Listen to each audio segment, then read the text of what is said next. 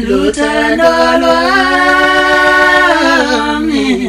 kungenxa yothando njengoba siphila nje mayenziwe intando yothando kulo mhlaba lo luthando lwami kungenxa yothando njengoba siphila nje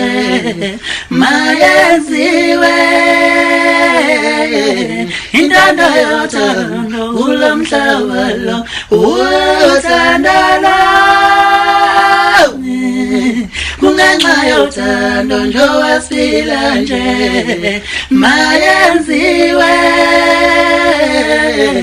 intando yothando kulo mhlaba lo.